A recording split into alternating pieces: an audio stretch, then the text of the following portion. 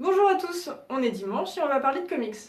Comme on est en février, à savoir en plein pendant le Black History Month, et ben on a décidé que tous les épisodes de février vont vous parler de comics avec des héros. Pour cet épisode, j'ai eu envie de vous parler de Moon Girl et Devil Dinosaur. Il s'agit de la série régulière écrite par Amy Ryder et Brandon Monclar et dessinée par Natasha Bustos. La série commence en période post-Infinity, quand le Terrigen Mist fait le tour du monde pour révéler les Inhumains. Luna Lafayette, 9 ans des rollers aux pieds, sait qu'elle est une Inhumaine. Mais elle a très peur de croiser le Terrigen Mist parce qu'elle a très peur de se voir soit apparaître des cornes ou une queue ou perdre son intelligence.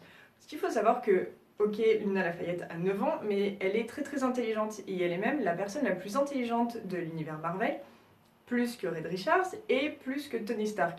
Si vous avez vu le Tu Comics Quoi où je parle de Unstoppable Wasp, vous avez déjà compris ce point très important dans l'histoire de Marvel et dans l'histoire de Moon Girl.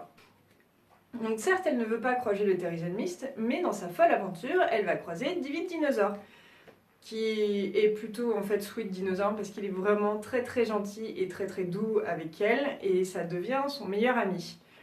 Et aussi, elle va croiser des primates ou des hommes de Cro-Magnon ou des singes, je me souviens plus trop par rapport à leur évolution, je me souviens plus trop, mais qui viennent mettre le bazar, notamment à Yancey Street. Certains reconnaîtront la rue.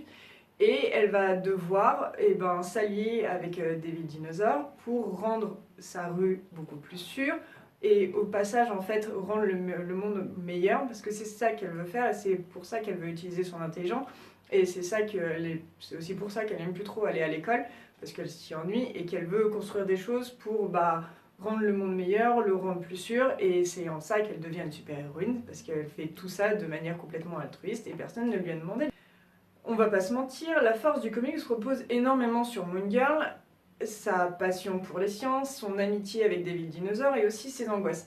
C'est vrai qu'elle a 9 ans, mais comme elle est la personne la plus intelligente de l'univers, elle n'a pas des préoccupations d'une jeune fille de 9 ans. Même si elle a le fait de devoir aller à l'école, de devoir s'intégrer ou de se faire des amis, ou en tout cas de pas trop se faire détester, de écouter ses parents. Mais elle a aussi le fait elle comprend qu'elle a énormément de poids et de responsabilité sur ses épaules parce qu'elle est la personne la plus intelligente et qu'elle peut faire beaucoup de choses. Mais elle a énormément de frustration parce qu'elle n'a pas le temps, elle a besoin de dormir, enfin comme n'importe qui et surtout comme un enfant de 9 ans. Et voilà, elle a des barrières logiques et on va dire normales qui l'empêchent de faire tout ce qu'elle voudrait faire du haut de ses 9 ans et du haut de sa grande intelligence.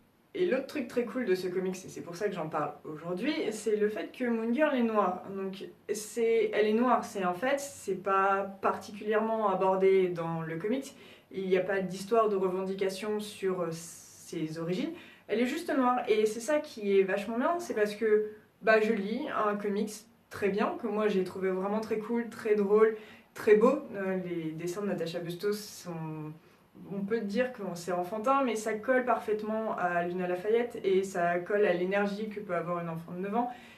Et donc voilà, j'ai trouvé le style complètement en adéquation avec ce que faisaient Monclar et Reed, et avec aussi l'énergie qu'on doit ressentir en lisant ce comics. Donc, mais pour en revenir, en fait, Luna Lafayette est noire, et voilà, peu importe. Et c'est ça qui est bien, c'est que c'est comme ça. Ça apporte de la diversité, parce que j'ai beau être blanche, je vis pas dans un monde que de blancs, donc j'ai un univers multiculturel autour de moi, et je trouve ça bien d'avoir des comics multiculturels à lire. Voilà, c'est tout pour moi, je vous souhaite un bon dimanche, et je vous souhaite de bonnes lectures. Salut tout le monde!